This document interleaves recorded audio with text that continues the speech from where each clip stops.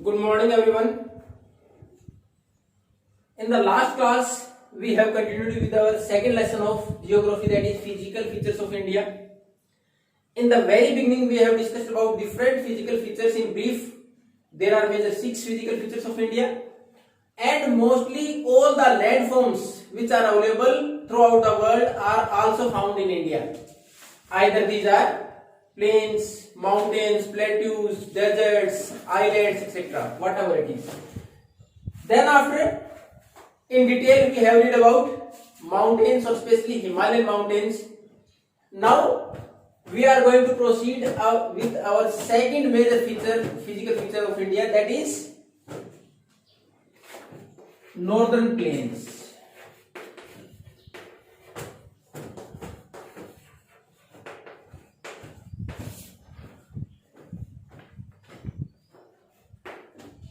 As the name suggests, most of the area which is covered is of North India. Plains, the flat areas. How they are formed? They are basically formed due to the interplay or due to 3 major rivers. These are Indus, Ganga, Brahmaputra.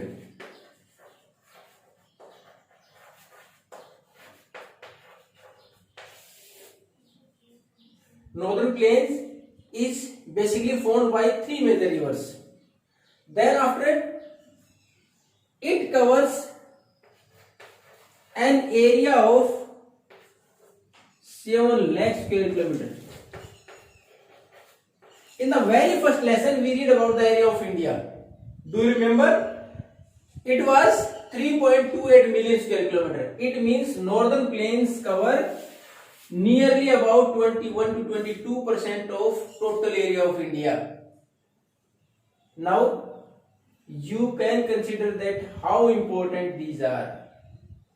Then after, these are formed by 3 major rivers, and if these are formed by rivers, it means which type of soil it is?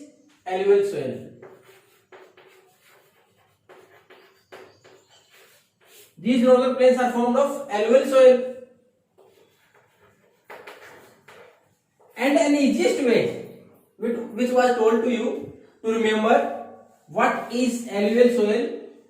अगर आपको थोड़ा और easy करना है, then learn the Hindi name. Hindi का नाम याद रखो, alluvial मतलब जलोढ़, जल के द्वारा लाई गई.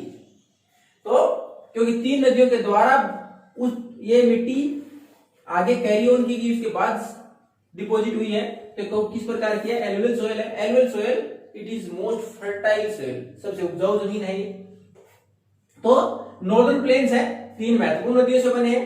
टोटल एरिया लगभग 7 लाख स्क्वायर किलोमीटर का कवर करते हैं. एलुवियल सोयल से बने हुए, यानी मोस्ट फर्टाइल लैंड है हमारी ये. उसके साथ साथ अगर इसकी लेंथ की बात करें, कहां से?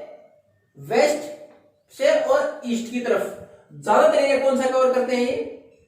नॉर्थ इंडिया, जिसमें हरियाणा, उत्तर प्रदेश, पंजाब और आगे ब्रह्मपुत्र तक, यानी वेस्ट बंगाल और असम, यहां तक का पूरा एरिया, बिहार, ये एरिया कवर करते हैं. तो इसमें इसकी अगर लेंथ की बात करें तो लगभग इसकी लेंथ है 2400 किलोमीटर. और इसकी विड्थ की बात करें, इसकी चौड़ाई की बात करें तो लगभग 280 किलोमीटर टू 320. कितनी फीचर्स होगी नॉर्दर्न प्लेन्स की? महत्वपूर्ण नदियां जिनके द्वारा बनाया गया, Indus, Ganga, Brahmaputra. Total area 7 lakh square kilometre. Alluvial soil से बने हुए हैं. इसकी लेंथ की बात करें 2400 किलोमीटर, और इसकी अगर विड्थ की बात करें 280 किलोमीटर टू 320 किलोमीटर. अब इसके साथ साथ क्योंकि एलुवियल सोयल से बने हुए, इट इज मोस्ट फर्टाइल, सबसे फर्टाइल है. It is most populated area of India. सबसे ज्यादा जनसंख्या भी इसी इलाके में रहती है. क्यों? प्रोडक्शन अच्छा होता है अनाज का, उसके साथ साथ यहाँ का क्लाइमेट भी अच्छा है, और एडिक्वेट अमाउंट ऑफ वाटर, पर्याप्त मात्रा में पानी मिल जाता है, इसलिए मोस्ट पॉपुलेटेड भी है. सबसे ज्यादा जनसंख्या भी इस इलाके में रहती है. अब एक चीज और, जब ये डिसेंड फ्रॉम द माउंटेन, नदियां पहाड़ों से नीचे आती हैं, then after sometime they form riverine islands. अब रिवरिन आइलैंड्स क्या होते हैं? Island, what is by island? A land area covered by water from all the side, चारों तरफ पानी से घिरी हुई एक जमीन का हिस्सा हो, वो क्या है? आइलैंड है। हालांकि if it is a large area, अगर बहुत बड़ा हो तो हमारे कंटिनेंट उसका हिस्सा है क्योंकि ओशियन से घिरे हुए हैं वो, लेकिन अगर छोटा हिस्सा तो क्या कहलाएगा? आइलैंड, द्वीप। तो रिवरिन, अब इसके आगे रिवरिन जोड़ दे तो क्या हो जाएगा? रिवर, नदी के लिए, और रिवरिन नदी के अंदर बना हुआ आइलैंड। तो कई बार जब पहाड़ों से नदियां नीचे आती हैं, उसका फ्लो कम होता है, तो बीच में एक land area uprising from that water body, उस पानी से थोड़ा सा बाहर आ जाता है और चारों तरफ उसके रिवर डिवाइड हो जाती है। जैसे यहां से अगर ये नदी आ रही है तो उसके बाद ये इतना हिस्सा, अगर हम बात करें यहाँ लैंड एरिया से, पानी यहाँ से बाहर से फिर ऐसे मूव करते करते यहाँ से साइड से होते फिर आगे वापस ऐसे चलना शुरू हो जाए, तो क्या होगा? बीच में रह गया, तो ये क्या हो जाएगा? Riverine island. और वर्ल्ड का सबसे बड़ा, the biggest inhabited riverine island is in India, Bharat में है। संसार का सबसे बड़ा नदी द्वीप जो कि इनहेबिटेड, इस पर लोग रहते भी हैं, वो भारत में, उसका नाम क्या है? माजुली। है कहां? आसाम में। रिवर कौन सी? ब्रह्मपुत्र। उसके साथ साथ अगर मान लो फ्लो और कम हो गया, उसके बाद जगह जगह इसके आगे मिट्टी आई, तो ये जो नदी थी, यहां से पानी आ रहा था, जगह जगह मिट्टी आई तो एक शाखा यहां निकल गई, फिर यहां मिट्टी आई तो यहां से फिर ऐसे होगी, तो इस प्रकार कई शाखाओं में बढ़ जाए तो ये शाखाएं क्या कहलाएंगी? डिस्ट्रीब्यूटरी। इससे पहले आपने एक वर्ड पढ़ा, ट्रिब्यूटरी। ट्रिब्यूटरी क्या होती है?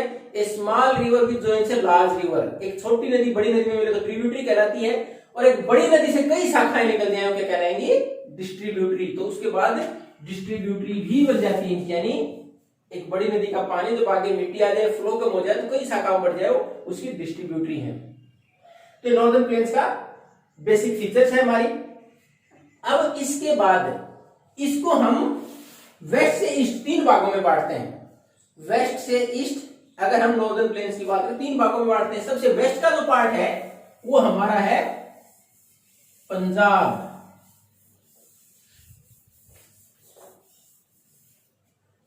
ये कौन सा है? पंजाब प्लेन्स।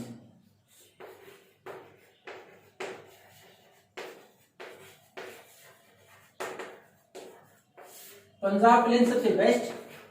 अगर हमारे नॉर्दर्न प्लेन्स की बात करें, पंजाब प्लेन्स, और ज्यादातर किसके द्वारा है? It is drained by Indus and its tributaries. और ये इलाका किसके द्वारा ड्रेन होता है? इंडस रिवर और उसकी ट्रिब्यूटरीज के द्वारा।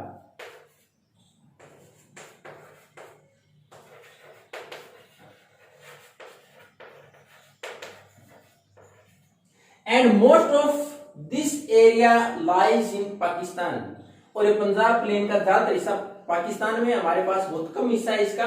और इसकी ट्रिब्यूटरीज की अगर बात करें, इंडस के साथ जो ट्रिब्यूटरीज के द्वारा बनाया गया है उसमें रावी, व्यास, झेलम, सतलज, चिनाब। अब एक वर्ड हो रहा है इसमें, this area is mostly dominated by, ज्यादा इलाका किसे बनाया? इसमें एक वर्ड आता है दोआब। नीचे एक्सप्लेनेशन दे रखी है, दो, इट इज ए नंबर, संख्या है। उसके बाद ए बी आब, इट रिलेटेड टू वाटर,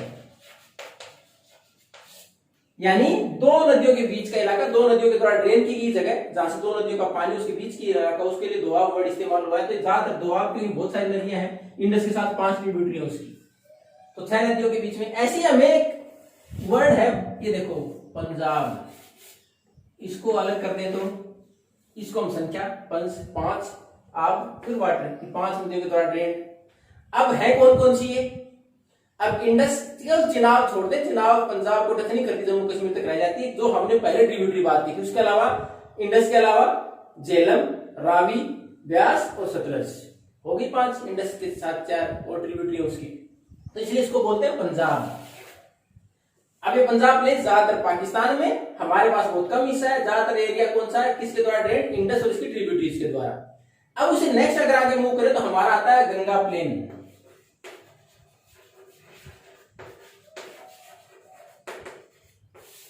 अगर मेजर रिवर की बात, रिवर को बाउंड्री मानते हुए चले, विच रिवर डिमार्केटेड, कौन सी सीमाएं निर्धारित करती हैं, इसकी है घग्गर और तीस्ता। ये नदियां जो अगर हम गंगा प्लेन की बात करें उसकी बाउंड्री डिसाइड करती हैं, इनके बीच का इलाका है ये गंगा प्लेन। इसमें ज्यादा इलाका हरियाणा, उत्तर प्रदेश, बिहार, कुछ हिस्सा झारखंड, उसके बाद वेस्ट बंगाल तक, और लास्ट जो हमारा है इस नॉर्दर्न प्लेन में तीसरी नदी कौन सी थी, सबसे पहले हमने डिस्कस किया 3 महत्वपूर्ण नदियां कौन सी, ब्रह्मपुत्र, और वो ज्यादा इलाका है केवल आसाम। तीसरा जो हमारा है ब्रह्मपुत्र प्लेन,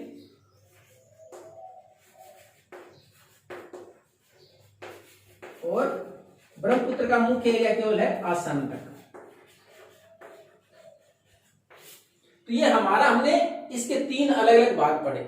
अब जैसे हमारे दिमाग में प्लेन्स वर्ड आता है, हमें लगता है सब कुछ एक जैसा है, इक्वल, फ्लैट, कि कोई उसके अंदर लैंड फॉर्म्स में कोई हमारे पास जो एंडुलेटिंग टेरेन जिसको हम बोलते हैं, ऊबड़ खाबड़ जगह ऐसी कोई नहीं है, यानी सब समतल है, ऐसा नहीं है।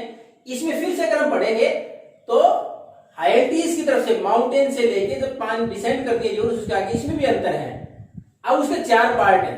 अब 1 बाय 1 अगर वो डिस्कस करें 4 पार्ट, तो सबसे ऊपर की अगर बात करें, after descending from the mountains the rivers deposit some pebbles. अब छोटे छोटे पत्थर जब ऊपर से इस प्रकार पत्थर से जमा हो जाते हैं, जब शुरुआत में पहाड़ों से नदियां निकलती है तो उसको थोड़ा बहुत पहाड़ों को तोड़ती भी हैं, उसमें थोड़े बड़े पत्थर इकट्ठे हो जाते हैं। अब जब वो स्ट्रीम ऊपर से, नदियों की स्ट्रीम यहां से ऐसे आई, तो आप घर पर अगर एग्जांपल देखें, किसी भी ट्रे के अंदर ऊपर का हिस्सा खाली छोड़ दें, फिर जो बजरी होती है हमारे वो डाल दें, उसके बाद आगे खाली जगह छोड़ दें, आप ऊपर पानी डालें, यहाँ पानी दिखाई देगा आपको, बजरी में आके साफ हो जाएगा, दिखाई नहीं देगा, ऊपर बजरी दिखाई देगा, उसके अंदर चला जाएगा पानी, स्पेस है उसके बीच में, उसके बाद जहां खाली छोड़ वापस नीचे आ जाएगा। तो ये इस प्रकार पहाड़ों से निकलने के बाद एक ऐसा बेल्ट बनता है जिसके अंदर केवल पेबल्स, स्टोन्स ये है, इनके अंदर पानी डिसअपियर हो जाता है। और ये जो बेल्ट है लगभग हमारे यहाँ 8 से 16 किलोमीटर का दायरा बनाता है। आफ्टर डिसेंडिंग फ्रॉम माउंटेन्स और after the third part of our mountain from north to south, पहली बार हिमालयन माउंटेन में पढ़ा था, लास्ट पार्ट कौन सा था, शिवालिक। अगर शिवालिक की पहाड़ियों के बाद की बात करें तो एक 8 से 16 किलोमीटर का दायरा ऐसा बनता है जिसके अंदर ये जो स्ट्रीम है ये डिसअपियर हो जाती है, उसके बाद वापस बाहर निकलती है। जहां डिसअपियर हो जाती है इस इलाके को क्या बोलते हैं, हाइट, बाकी से ऊंचा भी है, इसको बोलते हैं हम बाबर। अब देखो उसके बाद दूसरी लैंडफॉर्म की बात करें, इसमें ये वापस स्ट्रीम जहां आई तो पानी काफी हो गया, दलदली इलाका बन गया, मार्सी लैंड। हालांकि आजकल वहां भी इनको डिफोरेस्टेशन के बाद एग्रीकल्चर में कन्वर्ट कर दिया गया, इसको बोलते हैं हम तराई, तराई रीजन। नेक्स्ट, अब उसके और आगे अगर हम जाएंगे, पहला बाबर था, स्टोन्स, पेबल्स, छोटे कंकर इकट्ठे हुए, पानी डिसअपियर हो गया, बाबर, उसके बाद तराई। अब नेक्स्ट अगर आ जाए तो नेक्स्ट इससे आगे मूव करते ही हमारे पास फ्लड प्लेन से पहले, फ्लड प्लेन्स कौन से होते हैं, ये नदी है, बारिश के टाइम पर जब ओवरफ्लो हो जाती है, बारिश के टाइम पर जब पानी ज्यादा हो जाए तो पानी कहां जाएगा, किनारों से बाहर चला जाता है। और जैसे ही बारिश खत्म हुई, मेन फ्लो में आई रिवर, तो ये इधर मिट्टी बाहर जमा हो गई, ये वापस नदी अपने मेन स्ट्रीम जो थी, जो मुख्य बहाव था उसमें वापस लौट गई, बाहर का पानी ड्राई हो गया, सूख गया, केवल वहां मिट्टी जमा हुई। ये जो मिट्टी उस बाढ़ की वजह से, ज्यादा पानी की वजह से जमा होती है, क्या कहलाते हैं, फ्लड प्लेन्स। ये फ्लड प्लेन्स बनाने से पहले जो शुरुआत में, इसमें भी जब आगे पानी आया, ये बड़े थे, थोड़े से और कंकर छोटे पार्ट रह जाते हैं, तो वो क्या हो जाती है हमारी, इसको हम ओल्ड एल्यूवियम भी बोलते हैं, यानी पुरानी जलोढ़ मिट्टी। और वो कौन सी है,